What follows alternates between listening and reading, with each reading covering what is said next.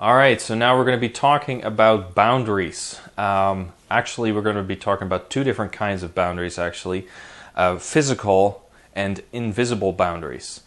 It's good for a dog to have a rule around the house that they cannot cross. So let's just go with a couple examples to make you understand this situation. A dog is a den animal, which means in the wild, they'd be digging a hole, lay in it, and feel safe and secure. They like to have a physical boundary where they feel safe. It's the safety that is important for a dog in this case.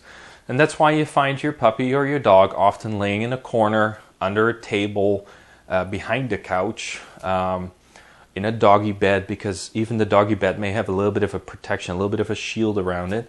And of course a crate. A crate is a very good example for a dog to be physically sheltered, if you will.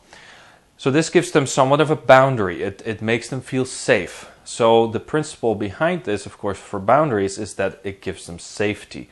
A feeling of, I don't have to worry about this stuff. It's set, it's a rule, it's a wall, I'm safe. So that's the physical boundary. Now, the invisible boundary, what I mean by that is sometimes you set up a rule that your dog needs to listen to and he needs to behave that way. So, for example, if I sit outside at the front of the house, Dakota is not allowed down the stairs. And right from the beginning, I stopped her from going or trying to go down the stairs by implying there is a rule here, a boundary. You cannot cross this line. So I can have people stand below the stairs and they can try to get Dakota to come down. I'm there. She knows this is the rule. She will not come down the stairs because she follows my rule, because that's the way I have it laid out.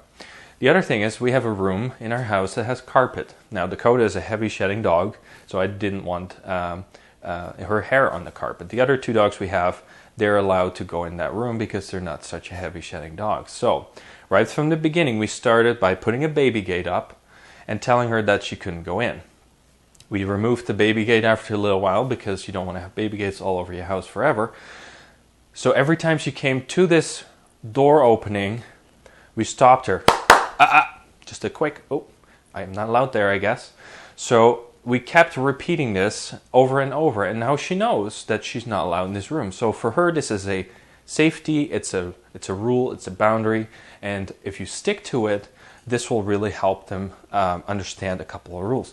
So you can have a rule, for example, you're not allowed up the stairs. So you make them come down if they were to try it. Pull them back, make them sit, or just draw them away and distract them long enough. Over time, they will learn that this is a boundary. You can even have that outdoors, of course. You can have certain areas around if you have a larger property, maybe you want a certain area that they're not allowed to go. You can do this through all kinds of different ways, of course, by blocking it off first or having an invisible fence type idea. And over time, they know the boundaries and they actually won't even bother crossing it anymore in a lot of cases, and usually only if the rest of the principles fall in place, of course.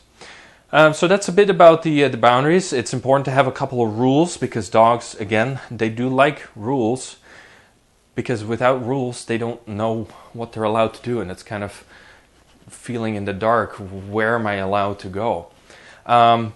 Just like with children as well, you got to set a couple of rules and they will be tested, right? So if you say to your children, you got to be home by 10 o'clock, they will test you. Are you going to follow up? So set the rule for 10, for example, and you make them behave that way that they will listen to you, and there will be consequences, of course, if they fail to listen to you. It's the same with dogs. They will test it. And if you stick to your guns, they will behave properly afterwards. So that's kind of the invisible boundary that way as well. So set up a couple of rules around the house that your dog needs to listen to.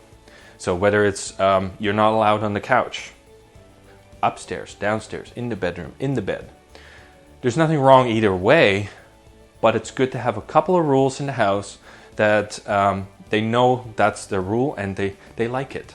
They test it, you stick to it. It's now don't have to worry about that anymore. So that's kind of it for the boundaries, and we'll move on to the next video.